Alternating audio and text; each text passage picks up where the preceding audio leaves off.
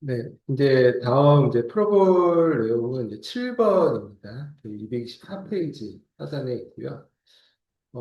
이거는 이제 중개사 시험 이제 기출 문제인데, 저도 이제 보니까는 이게 별건 아닌데, 막상 이렇게 문제가 나오면은 되게 좀 까다로울 것 같아요. 좀 헷갈릴 것 같고, 근데 어쨌든 문제가 이렇게 나왔더라고요. 그래서 한번 같이 한번 풀어보겠습니다.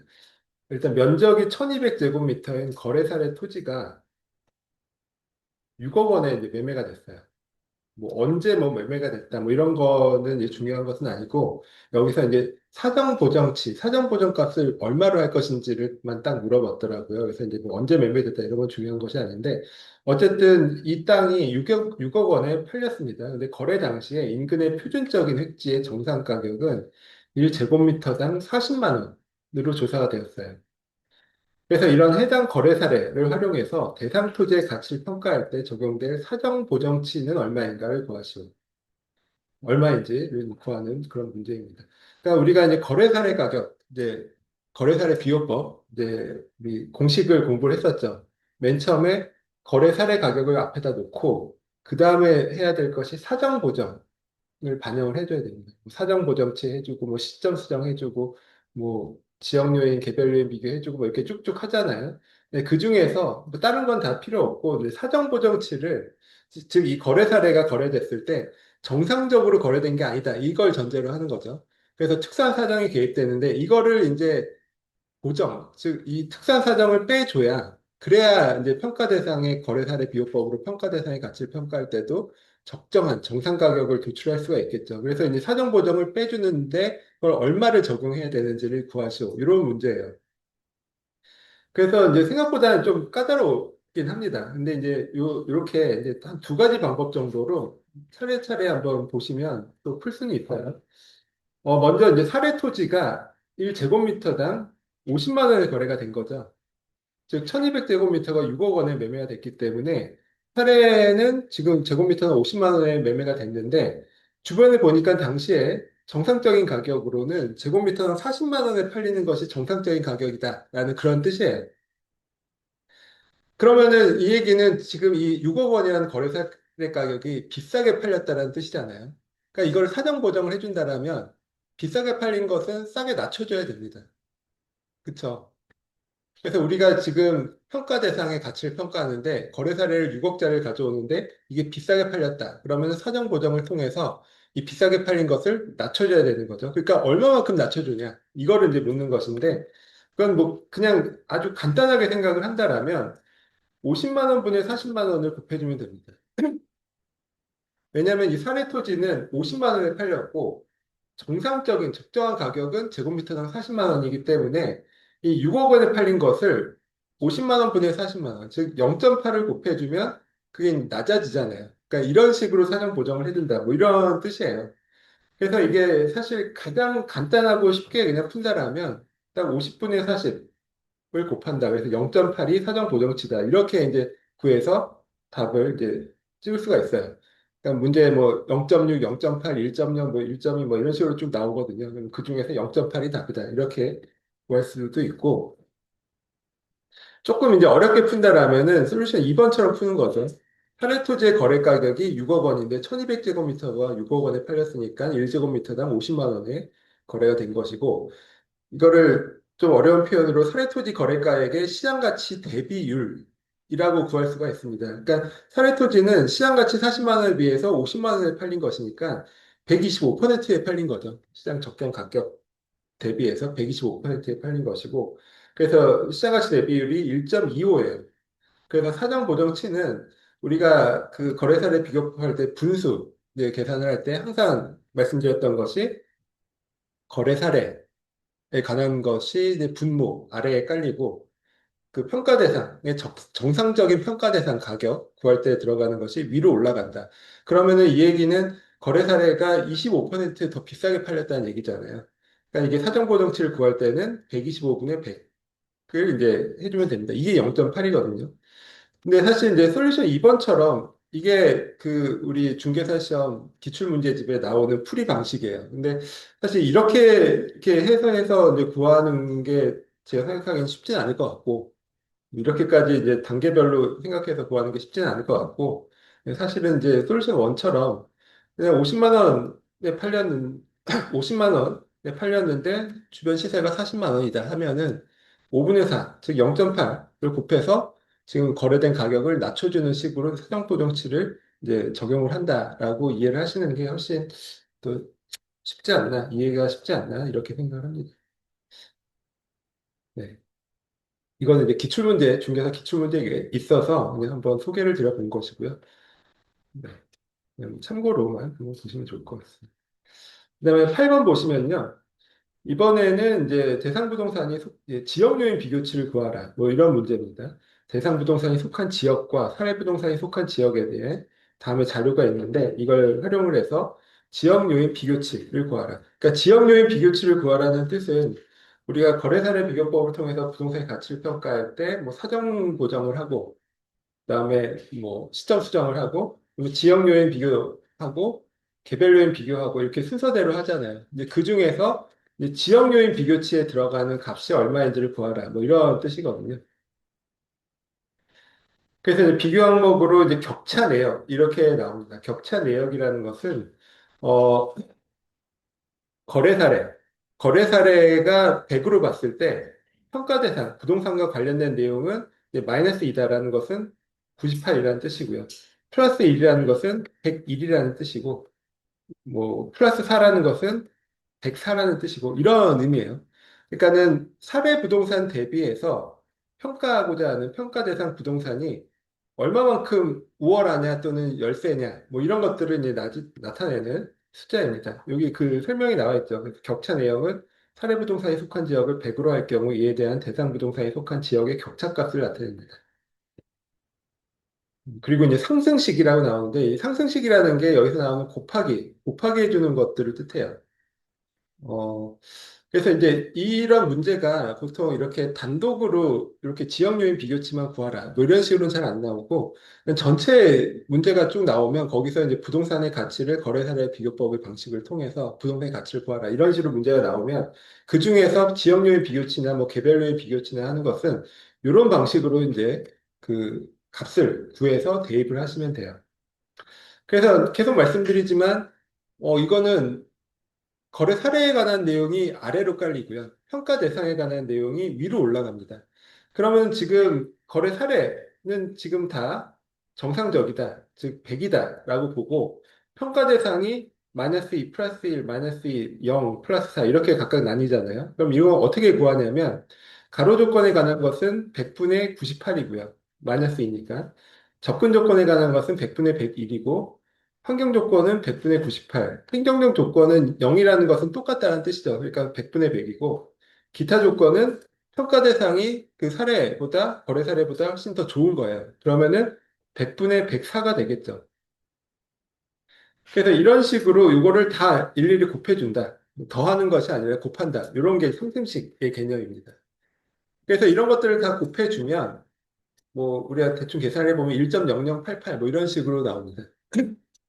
그래서 이제 거래사례 비교법을 통해서 가치를 평가할 때 지역 요인 비교치에 해당되는 그 숫자는 1.0088을 곱한다. 또는 뭐 이렇게 분수로 쭉 다 곱해서 그 부분을 곱한다라고 이제 이해를 하시면 될 것 같고요. 그러니까 요거는 이렇게 잘라서 보는 것보다 나중에 이게 한번 그 전체 문제 전체를 하나 이렇게 보고 이제 한번 풀어보시면 좀 더 쉽게 이해하실 수가 있어요. 근데 우리 이제 중개사 시험은 그러니까 1, 2분, 한 2분 정도에 한 문제씩 풀잖아요. 그러니까 그렇게 큰 문제가 나오기가 어렵거든요. 그래서 이렇게 아까 본 것처럼 사정 보정치를 구하라 또는 지역 요인 비교치를 구하라, 개별 요인 비교치를 구하라 이런 식으로 문제가 돼요. 근데 이제 문제는 오히려 그렇게 하니까 더 헷갈리고 어려운 것 같아요. 제 느낌상으로는. 차라리 그냥 문제 전체를 보면 그래도 좀 쉽게 이해할 수가 있는데 이게 중개사 시험을 이렇게 잘라서 쪼개서 내다 보니까 좀 더 어려운 부분이 있는 것 같습니다. 그래서 한번 그렇게 큰 문제 한번 나중에 같이 풀어보고요. 9번 문제도 이제 중개사 시험 문제이죠. 이번에 이제 개별 요인 비교치를 구하시오라는 것입니다. 근데 이것도 원리는 똑같아요. 그러니까 그 사례 부동산과 대상 부동산이 지역 요인도 각각 조금씩 다르고 개별 요인들도 각각 조금씩 다르잖아요. 이제 그걸 이제 반영을 시켜라라는 뜻인데 이 문제 자료를 보시면 가로의 폭이나 구조 같은 것에 있어서 거래 사례보다 평가 대상 부동산이 2% 열세하다. 2% 정도 떨어진다라는 거죠. 그러니까 이 얘기는 어떻게 이해해야 하냐면, 예를 들어서 거래 사례가 지금 100에 팔렸는데, 지금 평가 대상 부동산은 100에 팔린 거래 사례보다 조금 모자라다는 뜻이잖아요. 그러니까 이거는 좀 깎아줘야 되는 거죠. 평가 대상 부동산 가치를 구할 때는 2% 열세라는 거는 그만큼 좀 깎아줘야 되는 것이고, 또는 반대로 평가 대상 부동산이 뭐 우세하다, 3% 우세하다라는 것은 그만큼을 좀 플러스를 해줘야 된다라는 뜻이에요. 그러니까 그거를 이제 염두에 두고 요 숫자를 보시면 사실 크게 어렵진 않습니다. 그러니까 개별 요인 비교치는 여기 본 것처럼 처음에 요 내용은 이거 다 곱한다. 이거 상승식이기 때문에 다 곱하는 거거든요. 그러니까 평가대상 부동산이 2% 열세라는 것은 100분의 98이죠. 아까 분수로 따져보면 100분의 98이고 평가대상 부동산이 3% 우세라는 것은 100분의 103이죠. 그러니까 평가 대상에 관한 것이 항상 위로 올라가고 그 거래 사례에 관한 것이 항상 밑으로 내려온다. 이렇게 이해를 하시면 됩니다. 그래서 이러이러한 조건들이 다 주어졌다라고 하면 개별 요인 비교치는 2% 열세니까 0.98, 3% 우세니까 1.03, 그다음에 1% 우세니까 1.01, 그리고 뭐 동일하다 그러면 그냥 1.00이고 뭐 곱하나 안 곱하나 똑같은 거죠. 그래서 이런 것들을 쭉 곱해주면 1.019가 나오고요. 이게 이제 개별 요인 비교값으로 이제 1.019를 곱해주면 됩니다. 그러니까 이 얘기는 평가대상, 그 거래 사례보다 평가대상이 개별 요인을 종합해 본 결과 아주 약간 우세하다라는 뜻이에요. 그러니까 1.9% 평가 대상이 거래 사례보다 우세하다. 개별 요인에 있어서는. 그러니까 1.9% 우세한 만큼 가격에서 플러스를 시켜줘야 되겠죠. 그러니까 1.019를 곱해준다는 게 결국 그만큼 거래 사례, 실제 거래 사례, 유사부동산 거래 사례 값보다 그만큼 이제 플러스를 해준다. 이러한 의미로 보시면 됩니다. 그래서 이제 다음 문제도 비슷해요. 그러니까 말씀드린 것처럼 이게 계속 비슷한 문제가 반복된다라고 했죠. 왜냐하면 기출문제에도 뭐 몇 가지 유형이 계속 돌아가면서 나오거든요. 중개사 시험도 그렇고, 감정평가사 시험도 그렇고, 일종의 문제은행식으로 이제 출제를 하기 때문에 사실은 기출문제만 열심히 풀어보면 사실 대부분의 특히 객관식 시험 같은 경우는 대부분이 뭐 사실 합격이 가능해요. 뭐 그렇게 따져보면 우리가 중개사 시험 공부하실 때 너무 과하게 많이 공부하는 거라고도 볼 수 있거든요. 그러니까 기출문제만 계속 이제 반복해서 보면 사실 객관식이기 때문에 어느 정도 사실 합격권까지 갈 수는 있는데 또 너무 공부를 많이 하면 오히려 합격 가능성이 떨어질 수도 있어요. 네, 원래 모든 시험의 원리가 그렇죠. 너무 과하게 공부를 많이 하면 예전에 우리 고시 같은 거 보실 때도 고시 공부를 10년 이상 하시는 분들이 있거든요. 정말 어마어마하게 공부를 하는데 떨어져요. 그러니까 공부를 너무 많이 해서 떨어지는 거라고도 볼 수 있거든요. 사실 그게 가장 효율적으로 하셨으니까 합격을 그냥 동참하신 거죠. 그러니까 가장 효율적으로 하신 거죠. 그렇습니다. 그래서 이제 이것도 이제 10번 문제도 개별 요인 비교치를 이제 구하라라는 문제입니다.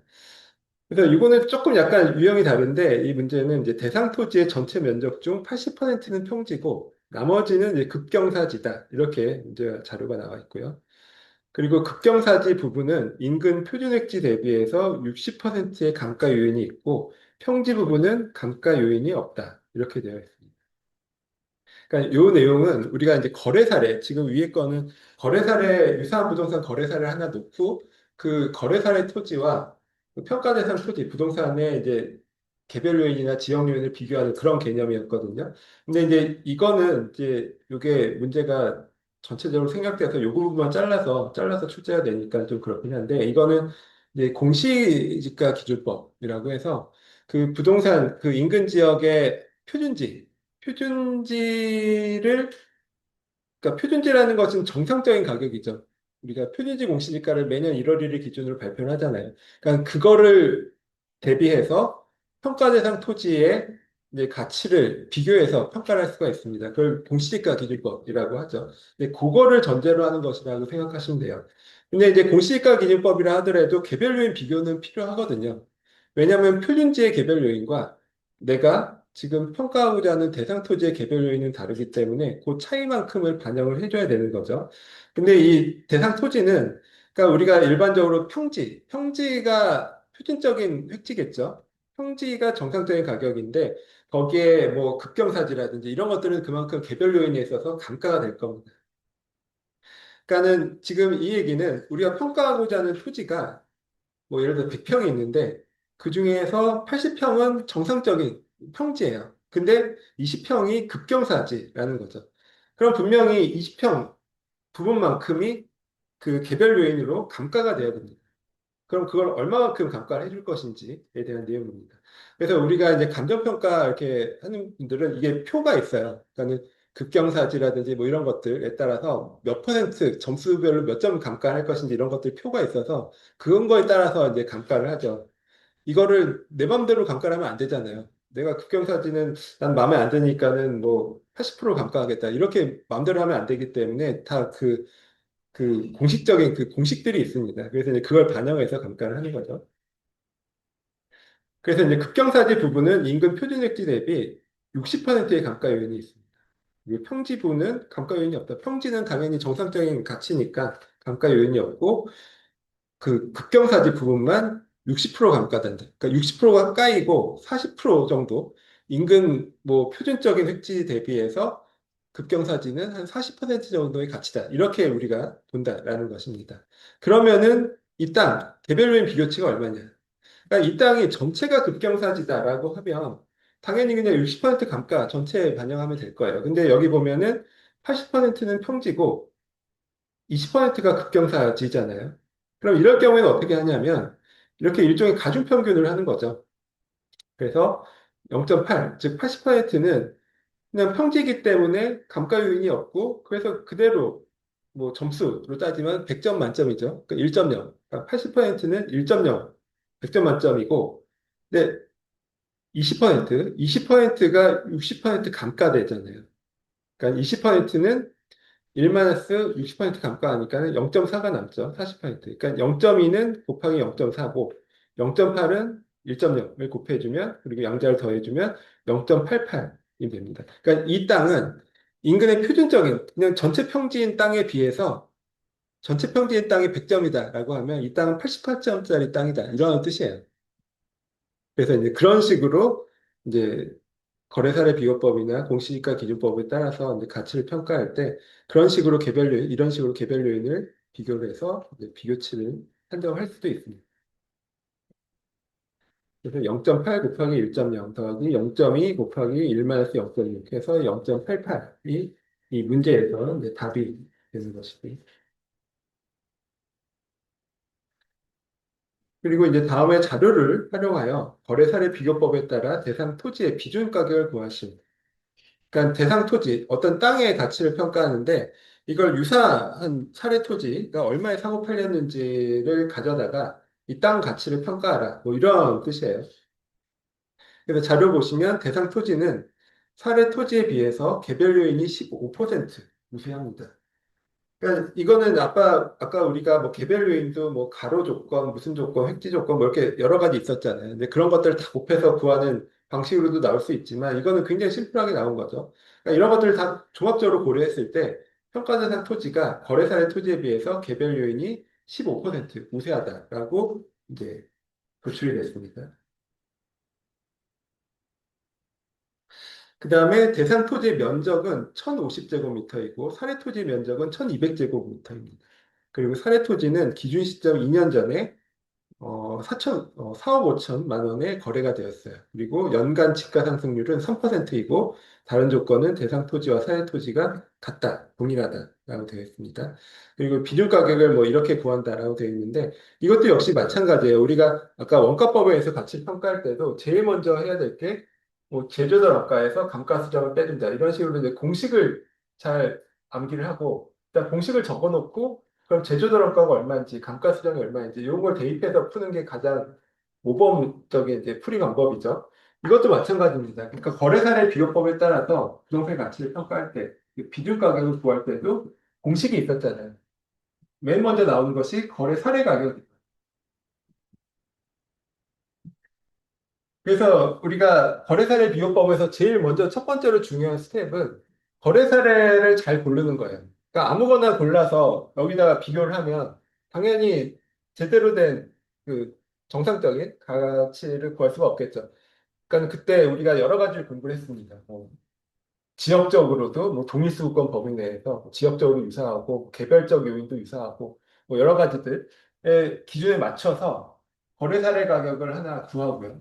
그럼 이 거래 사례 가격이 근데 이제 아무리 유사하고 비슷한 지역에 비슷한 부동산이라 하더라도 조금씩 차이가 있죠.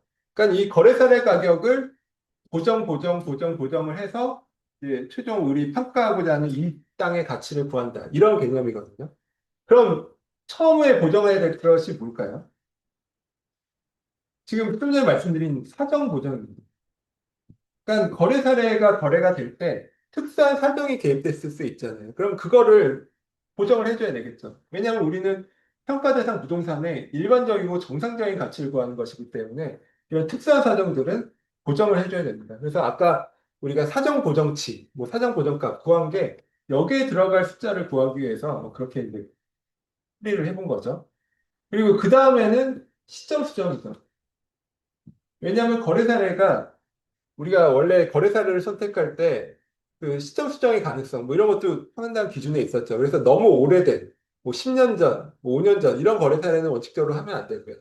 최소한 2년 이내 뭐 이런 식의 거래 사례, 가까운 근시일의 거래 사례를 선택한다 이렇게 되어 있는데 어쨌든 2년이든 1년 전이든 어쨌든 과거죠. 그렇기 때문에 우리가 현재 시점의 부동산 가치를 구하는 것이기 때문에 이 과거에 거래된 것은 그만큼 시점 수정을 해줘야 됩니다. 그래서 두 번째 나오는 것이 시점 수정이고요. 그다음에 세 번째가 지역 요인 비교죠. 근데 만약에 우리가 건대 앞에 토지와 건물의 가치를 평가하는데 건대 앞에 거래 사례를 선택했다. 그러면은 이건 인근 지역이기 때문에 지역 요인 비교가 필요 없어요. 근데 그게 아니라 뭐 홍대라든지 이런 유사 지역에서 거래 사례를 선택했다 그러면 뭐 유사한 지역이긴 하지만 완전히 똑같지는 않잖아요. 뭐 건대와 홍대 간에 뭐 여러 가지 지역적인 격차도 있고 할 테니까 그런 것들은 이제 지역 요인 비교로 반영을 해줘야 되고 그다음에 세 번째로 개별 요인이죠. 그러니까 이게 뭐 현어냐, 뭐 아니냐, 뭐 또 뭐 땅의 모양이 뭐 네모 반듯하냐, 조금 뭐 부정형적이냐, 뭐 이런 것들에 따라서 개별 요인들이 다 다르잖아요. 그러니까 그런 거 우세하냐, 열세하냐 이런 걸 다 반영을 해서 개별 요인을 비교를 해야 될 것이고요. 그리고 마지막에 면적이고 우리가 원칙적으로 개별적으로 유사한 것을 선택해야 되기 때문에 뭐 예를 들어서 내가 100평짜리 땅의 가치를 평가하는데 뭐 1000평, 2000평 거래사를 가져오면 안 돼요. 그러니까 그 비슷한 면적의 거래사를 가져야 됩니다. 근데 그래도 어쨌든 면적이 다 다르겠죠. 그러니까 마지막으로 면적 비교까지 해줘야 됩니다. 그래서 이제 보통 이걸 앞글자를 따서 이제 외우거든요. 사시, 지계면 해서 앞글자를 따서 이렇게 뭐 특히 이게 감정평가사 시험 볼 때는 처음에 문제가 나오면 이걸 딱 써놔야 뭐 연습지 뭐 이런 데다가 이제 딱 써놓고 그럼 문제 자료를 읽으면서 이 각각에 들어가는 값들을 각각 구해서 여기다가 이제 넣어서 최종적으로 이 마지막에 이 결론을 내는 그런 식으로 네, 하게 되죠. 그래서 아까 좀 전에 문제들이 이런 거였잖아요. 뭐 사전 고정치는 얼마이냐, 뭐 지역 요인 비교치 얼마냐, 개별 요인 비교치 얼마냐 이렇게 문제들이 나왔는데 그거는 중개사 시험이니까 이렇게 쪼개서 나온 거고 예를 들어 감정평가사 시험이라면은 그 문제들이 그냥 한 문제로 다 나옵니다. 그러면은 그거 하나하나 읽어보면서 그럼 사전 고정값은 뭐 얼마였다, 뭐 0. 뭐 얼마였다, 지역 요인 값은 비교치는 얼마였다, 뭐 이런 것들을 각각 구해서 여기다 대입을 하는 식으로 이제 하게 되죠.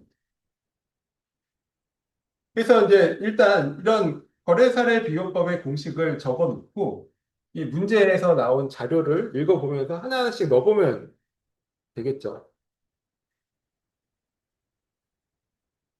그래서 먼저 이제 제일 먼저 나온 자료가 대상 토지는 사례 토지에 비해서 개별 요인이 15% 우세하다 이렇게 나와 있잖아요.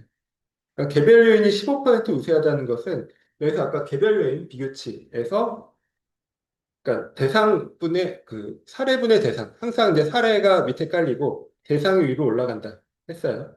그러니까 대상 토지가 사례 토지에 비해서 15% 우세하다는 것은 개별로의 비교치가 100분의 115를 뜻하죠. 그러니까 뭐 1.15죠. 100분의 115. 그러니까 이게 개별로의 비교치입니다. 그리고 대상 토지의 면적은 1050이고 사례 토지 면적은 1200이다 라고 하면 이것도 면적 비교를 해줘야 돼요. 근데 면적도 역시 마찬가지입니다. 그러니까 사례에 대한 내용이 분모, 그 아래로 깔리고요. 평가 대상에 대한 게 분자, 즉 위로 올라갑니다. 그래서 사례 토지가 1200이니까 면적 비교를 할 때는 1200분의 1050을 해주면 돼요. 1200분의 1050을 마지막 면적 부분에 곱해주면 되고요. 그다음에 사회 토지는 기준 시점 2년 전에 4억 5천만 원에 거래가 됐다. 그러니까 2년 전에 거래가 됐기 때문에 2년 동안에 그 시점 수정을 해줘야 되는 거죠. 그래서 연간 지가 상승률 3%다라고 하니까 그러면은 2년 동안 3%씩 2년 동안 올랐다는 뜻이잖아요. 그러니까 시점 수정은 곱하기 1 플러스 0.03의 제곱 이렇게 해주면 됩니다. 그리고 다른 뭐 요인들은 동일하다 했으니까요. 지금 여기서 보면 이제 비료 가격을 구할 때 먼저 거래사료 가격이 4억 5천만 원이고 여기 특수한 사정 이런 게 안 나와 있잖아요. 그러니까 사정 고정은 뭐 할 필요가 없다는 뜻이 있죠. 주어지지 않은 걸 우리가 고민할 필요는 없으니까요. 그다음에 시점 수정은 2년 전에 거래가 된 것이고 3%씩 지가가 올랐으니까 시점 수정으로는 곱하기 1 플러스 0.03의 제곱을 해주시면 되고, 그다음에 여기도 안 나와 있지만 지역 요인 비교 이런 게 없잖아요. 그러니까 지역 요인 뭐 인근 지역에서 골랐다라는 거겠죠. 그러니까 지역 요인 비교할 필요 없다 이런 것이니까 그건 건너뛰고, 그다음에 개별 요인에 대해서 15% 우세하다 나오니까 곱하기 1.15를 하면 되고요. 그다음에 면적 비교가 곱하기 1200분의 1050 하면 뭐 4천, 4억 8천 뭐 이런 정도 예, 대상, 평가 대상 토지의 가격으로 구할 수가 있습니다. 그래서 이것도 역시 우리 그 기말고사나 이런 서술형 시험이기 때문에 이렇게 쓰면은 좀 부족하죠. 그러니까 이것도 역시 항상 말씀드린 것처럼 공식을 먼저 쓰고 거기 하나하나씩 이제 대입을 하는 거죠. 하나하나씩 대입을 해서 뭐 사정 고정은 이 뭐 개별 사정이 특수한 사정 개입이 없으니까 이거는 뭐 일이다. 그러니까 고정은 건너뛰고 뭐 지역 요인도 뭐 건너뛰고 여기에 나오는 내용들을 하나하나씩 대입해서 그런 식으로 이제 계산을 해주시면 될 것 같습니다. 말씀드리지만 이게 뭐 8,782번 뭐 이렇게 나오잖아요. 이거는 뭐 전혀 중요하지 않아요. 이게 사실 그냥 이게 논리적으로 이 풀이하는 과정이 중요한 것이지 이게 뭐 단자리 하나까지 뭐 맞춘다라는 것은 큰 의미가 없기 때문에 뭐 숫자에 대해서는 크게 이제 신경을 안 쓰셔도 괜찮을 것 같습니다. 그다음에 12번을 한번 풀어보면요.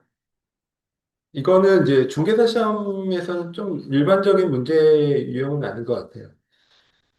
네. 이거는 뭐 감정평가 시험이나 뭐 이런 데에서도 이제 객관식 1차 시험이 있기 때문에 그런 데에서 이제 주로 출제되는 문제 유형인데 그래도 한번 가볍게 한번 보겠습니다. 인근 지역에서 최근 신축된 A주택, 그러니까 A주택의 토지는 500제곱미터, 대지 면적 500제곱미터고요. 건물은 1500제곱미터. 그 건물의 연면 지역이 1500이라는 얘기죠. 그리고 이제 이게 신축되자마자 급매로 인해서 정상 가격 대비해서 10% 저가인 어, 18억인데 18억에 매매가 됐습니다. 정상 가격 대비해서 10% 저가. 그러니까 정상 가격은 뭐 한 그럼 20억 정도 되겠죠? 그럼 20억에서 10% 저가니까 그러니까 일반적이라면 20억에 팔렸어야 될 텐데 이 급매로 팔린 거죠. 급매로 싸게 팔린 것이기 때문에 결국 이거를 또 이제 사정을 잘 보정을 해줘야 될 거예요. 그리고 A주택의 건물 부분은 최근 20만 원, 1제곱미터당 20만 원에 신축이 됐습니다. 신축이 된 것이고요. 유사한 건물의 일반적인 제조들 원가는 거래 시점 현재 25만 원. 그러니까 이것도 좀 어, 싸게 이제 신축을 한 거죠. 근데 이것도 싸게 신축한 게 문제가 아니라 이거를 현재 시점에 다시 이 지을 때 얼마에 적정 가격 얼마로 지을 수 있느냐 이게 이제 사실 이 가치를 평가하는 데 더 중요한 것이거든요. 그래서 이런 것들도 잘 반영을 해야 될 것이고요. A주택 건물 시점의 건물 부분의 신축 시점과 A주택의 거래 시점은 이제 동일하다라고 가정을 합니다. 그러니까 건물을 짓자마자 팔렸다. 뭐 이렇게 이제 가정을 한다라는 거죠. 그럼 이때 이런 자료를 바탕으로 해서 A주택의 토지 부분의 거래 시점, 당시에 정상 가격이 얼마인가? 즉, 이 A주택이 거래될 때, 지금 현재 시점이 아니라, 뭐 여기 지금 뭐 언제 거래됐냐, 뭐 이런 것도 안 나오잖아요. 지금 현재가 얼마냐, 뭐 이런 것도 안 나오니까 그런 걸 고려할 거 없이 그냥 A라는 주택이 거래되는 시점 당시에 토지값, 토지의 정상적인 가격이 얼마였는지를 한번 구해보시오. 네, 구해보시오라는 이제 그런 문제입니다. 그래서 이거는 이런 순서로 풀 수 있어요. 그러니까 이거는 조금 뭐 어려운 내용이라서 그냥 한번 이런 문제도 있다라고 참고만 하시면 좋을 것 같고요. 일단 A주택의 정상 가격을 먼저 구해야 되겠죠. 그럼 아까 우리가 A주택이 18억에 팔렸는데 금매로 10% 저가로 팔렸다라고 하니까 그냥 우리가 그냥 뭐 계산 안 해봐도 그럼 원래 정상 가격 20억이구나라고 생각할 수가 있죠. 근데 그거를 이제 굳이 이렇게 뭐 공식을 통해서 산식을 통해서 계산을 한다라면 18억 곱하기 이제 저가로 팔린 것이니까는 거래 사례에 대한 것이 100이 아니라 100 빼기 10이죠. 그러니까 90분의 100. 그러니까 18억에 90분의 100을 곱해주면 이게 20억이 됩니다. 즉, A란 주택이 일반적인 시장에서 일반적으로 잘 팔렸으면 20억에 팔렸다라는 그런 뜻입니다. 그러면은 우리가 지금 구하고자 하는 것은, 그쵸? 우리가 지금 구하고자 하는 것은 토지의 정상적인 가격이에요. 거래될 당시에 20억 전체 중에 토지 부분의 정상적인 가격이 얼마인지를 구해야 되는데, 그러려면은 전체의 가격은 토지와 건물로 구성되어 있으니까 토지 부분의 정상 가격을 구하려면은 전체 정상 가격에서 건물 부분만큼 빼주면 토지 값을 구할 수가 있거든요. 그래서 이 A주택의 정상적인 가격을 우리가 20억으로 구했고요. 그다음에 A주택의 건물 부분의 정상 가격을 구하면 됩니다. 그럼 여기서 이걸 빼주면 토지값이 나오겠죠.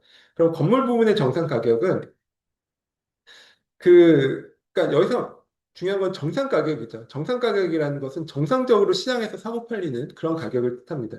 그러니까 실제 이 건물을 지을 때 얼마 들었는지, 실제 이 건물이 얼마에 팔렸는지 이게 중요한 것이 아니라 시장에서 얼마의 적정 가격이 시장에서 얼마에 형성되는지 이거를 우리가 판단하는 게 가치평가잖아요. 그래서 일단 이 건물 부분의 정상 가격은 실제 이 건물을 들을 때 20만 원을 신축했다라는 것이 중요한 것이 아니고요. 일반적으로 25만 원, 25만 원에 신축할 수 있다라는 것이 중요합니다. 그렇죠? 그래서 20만 원의 이 건물 부분이 실제로 20만 원에 지었다. 제곱미터당 20만 원에 지었다라는 것은 일종의 페이크 자료예요. 그러니까 중요한 거는 시장에서 객관적으로 건축비가 거래 시점 현재 제곱미터당 25만 원이 들고 그럼 그 건물의 정상적인 가격은 20만 원 기준이 아니라 25만 원 곱하기 1,500. 그쵸? 곱하기 1,500. 네, 건축 연면적이 1,500이니까. 그래서 건물 부분의 정상 가격은 3억 7,500만 원이라는 것입니다. 이게 우리가 상식적으로 생각해도 그럴 거예요. 그러니까는 이 얘기는 이 건물을 이제 실제 지을 때는 되게 싸게 지었어요. 다행히. 그래서 20만 원으로 지었기 때문에 실제 지을 때는 3억 원을 들여서 이 건물을 지었다라는 거죠. 근데 이 건물의 시장에서의 적정한 정상적인 가치를 평가할 때 내가 이거 3억 들여서 지었으니까 이 건물 값도 3억이다. 이렇게 아무도 얘기하지 않잖아요. 그러니까 이 건물의 가치, 시장에서의 정상적인 가격을 평가할 때는 이 실제로 내가 지을 때 건축비를 좀 싸게 들였는지 비싸게 들였는지와 상관없이 이게 지금 현재 시점에 일반적으로 다시 지을 때 얼마가 드는지를 기준으로 평가하는 것이 맞습니다. 그래서 반대로 예를 들어서 내가 건물 지을 때 뭐 제곱미터당 40만 원씩 들여서 건물을 지었어요. 그러니까 내가 40만 원씩 들여서 지었으니까 40만 원 곱하기 1,500 해서 이게 지금 현재 건물값이다 라고 주장을 하면 아무도 그거를 받아들이지 않겠죠. 그러니까 그런 원리라고 생각하시면 되죠. 그래서 이 시장에서의 적정한 건축비를 기준으로 가치를 평가하는 것이 맞습니다. 그러면 이 경우에 건물 부분의 정상적인 가격은 25만 원, 1제곱미터당 25만 원씩 이제 건축비가 들고 1,500제곱미터이니까 3억 7,500만 원이 건물 부분의 정상 가격이고 그럼 토지의 정상 가격은 A 주택의 정상 가격 20억에서 3억 7,500만 원을 뺀 16억 2,500만 원이 이 토지 부분의 정상 가격으로 볼 수가 있습니다.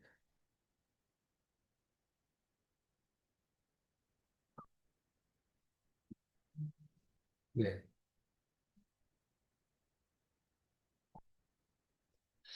그러니까 13번도 좀 비슷한 문제예요. 그러니까 13번도 이렇게 복합 부동산이라고 나오는데 복합 부동산은 항상 토지와 건물 이제 두 가지가 같이 볼 때 이걸 복합 부동산이라고 정의를 하거든요. 그래서 이 복합 부동산이 사례다라고 하는 것은 토지 위에 건물이 있다 이런 뜻입니다.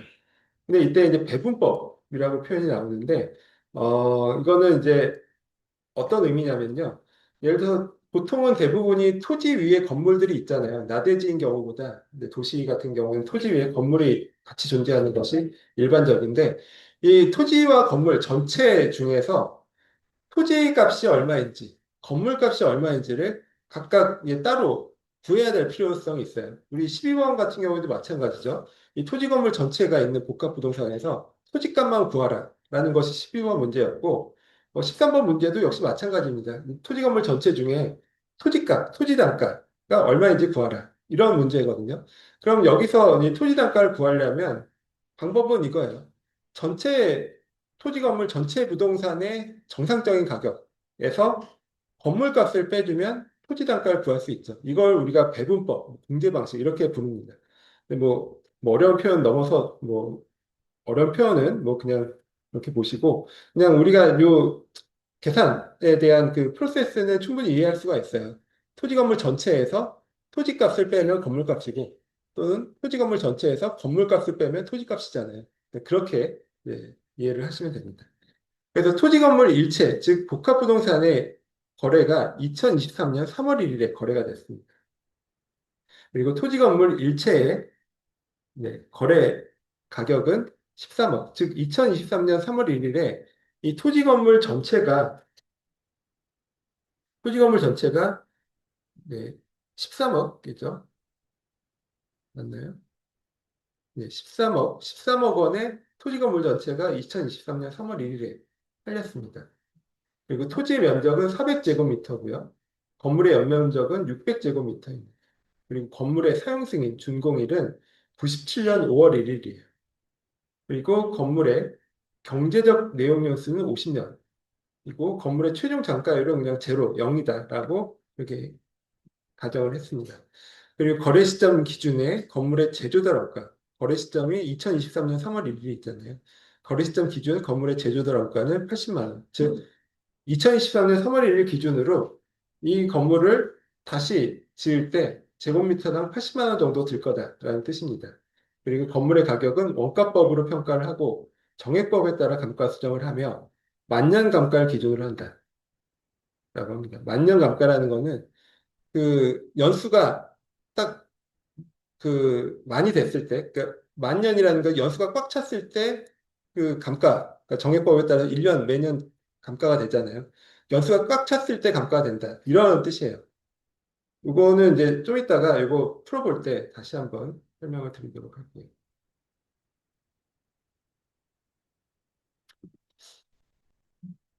네. 그래서 일단 이 내용은 먼저 토지 단가를 구하라고 했으니까 그 얘기는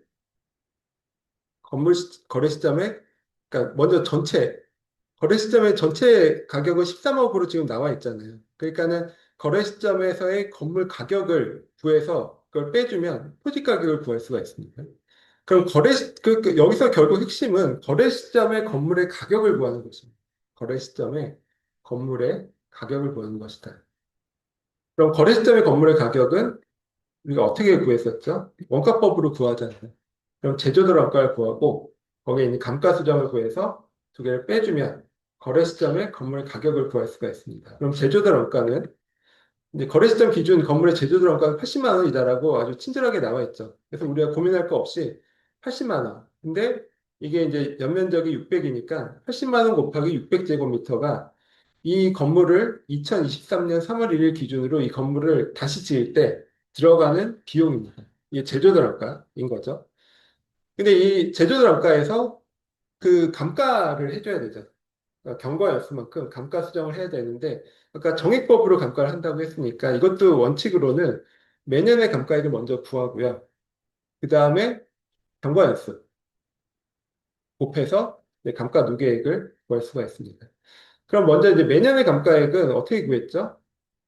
제조들어가 곱하기 1마이너스 단가율을 매용요소를 나눈 것인데 여기서 단가율이 없다고 했잖아요. 우리가 친절하게 단가율이 0이니까 그냥 제조들어가 즉 80만 원 곱하기 600을 50년으로 나눠주면 그렇죠? 50년으로 나눠주면 이게 매년의 감가액이죠. 감가액이겠죠. 근데 이게 매년의 감가액인데 이게 경과연수가 있으니까 여기다가 경과연수를 곱해줘야 지금 현재까지의 누적 감가액이 나올 것입니다. 지금 이거를 이것도 마찬가지예요. 이것도 지금 너무 한 줄로 이렇게 쭉 쓰니까 이게 좀 지금 헷갈리실 수가 있죠. 이것도 그냥 한번 다시 나눠서 해보겠습니다. 그러니까 거래 시점의 건물 가격을 구하라 이거잖아요. 그럼 거래 시점의 건물 가격은 제조들어가 거래 시점이 2023년이죠. 2023년 기준 시점의 제조들어가에서 감가수정액을 빼주면 되겠죠. 그럼 이 제조들 원가는 우리가 80만 원 곱하기 600제곱미터로 구할 수가 있어요. 그럼 이제 그 다음에 감가수정액을 이제 구해서 이걸 빼주면 거래 시점의 건물 가격을 구할 수가 있겠죠. 그럼 이제 감가수정액을 그럼 어떻게 구하냐? 일단 매년 감가액을 구해야 돼. 매년 감가가 얼마나 될 것인지. 그럼 매년 감가액은 제조들 원가, 즉 80만 원 곱하기 600에 원래 이제 단가율을 빼줘야 되는데 여기 단가율이 제로라고 했으니까요.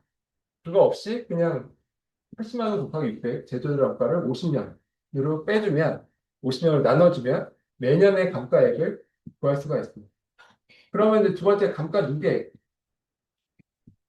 감가 누계는 얼마냐? 이 매년의 감가액 이거에 곱하기 경과 연수죠. 근데 여기서 재밌는 게 경과 연수가 그럼 몇 년 지난 것이냐? 이게 이제 중요해요. 거기서 이제 만년 감가라고 했잖아요. 그러면은 여기 나온 것처럼 이 건물을 진 날이 97년 5월 1일이에요. 근데 거래 시점, 지금 여기서 얘기하는 거래 시점은 23년 3월 1일이죠. 그럼 이게 경과일수가 몇 년이죠? 25년이라는 거예요. 이게 26년도 아니고 27년도 아니고 25년이다. 예, 이게 그러니까 우리 만 나이 계산하는 거랑 똑같거든요. 그러니까 97년 5월 1일 생이 2023년 3월 1일에 만으로 몇 살이냐 하면 25세거든요. 그러니까 딱 그 생일이 되어야 딱 이게 나이가 넘어가잖아요. 그러니까 경과일수가 이게 똑같은 개념이에요. 그래서 이게 이제 23년 5월 1일이 돼야 경과일수가 26이 되는 것이고 그 전까지는 25입니다. 23년 22년 뭐 5월 2일부터 23년 뭐 5월 1일 전, 뭐 그 사이까지는 다 경과일수가 25예요. 그리고 23년 5월 1일이 딱 된 순간부터는 이제 26, 경과일수가 26이 되죠. 어쨌든 거래 시점은 지금 23년 3월 1일이기 때문에 만년 감가를 기준으로 한다. 그러면 26년 가까이 된 것처럼 보이지만 경과일수는 25년으로 계산을 해야 됩니다. 그래서 그냥 헷갈리시면 그냥 만 나이 계산하는 걸로 생각하시면 그냥 정확합니다. 그래서 이 경우 경과연수를 25로 해야겠죠.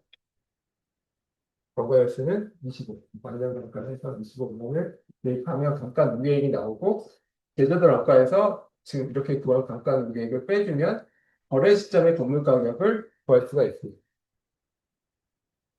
그래서 요 책에는 그냥 이렇게 한 줄로 이렇게 쭉 쓰니까 더 헷갈리거든요. 지금 말씀드린 것처럼 이걸 나눠서 제조들어가 구하고 감가수정액을 구하는데 감가수정액도 매년의 감가액을 먼저 구하고 경과액수 구해서 이제 감가수정액을 구하고 이걸 빼주면 건물 가격 제조들어가에서 이걸 감가수정액을 빼주면 건물 가격을 구할 수가 있습니다. 그러니까 이걸 몇 단계를 다 건너뛰고 그냥 이렇게 한 줄로 쓴 거예요. 그래서 말씀드린 것처럼 이렇게 좀 나눠서 이해를 하시면 더 좋을 것 같고요. 그럼 거래 시점의 토지 가격은 간단하죠. 거래 시점에 이제 전체 가격이 13억이었으니까 13억에서 건물값 빼면 토지값이 딱 나오죠. 그래서 여기서 구하고자 하는 것은 제곱미터당 토지 단가니까 토지 면적이 400제곱미터죠. 그래서 이렇게 구한 것을 400으로 나눠주면 1제곱미터당 265만 원이 딱 이 거래 시점에 토지 단가로 구할 수가 있습니다. 그래서 이 12, 13번 비슷한 거죠. 그러니까 이런 문제들이 상당히 많이 나와요. 그래서 뭐 이게 사실 배분법이다라고 뭐 거창하게 표현은 하지만 뭐 쉽게 얘기하면 건물 전체 가격에서 토지값을 빼면 건물값이고 건물값을 빼면 토지값이다. 뭐 이렇게 이해를 하시면 될 것 같습니다. 네, 여기까지 봤고요. 네, 14번부터는 조금 이제 다른 스타일의 문제들이 나오기 때문에 14번부터는 다음 주에 이어서 풀어보도록 하겠습니다.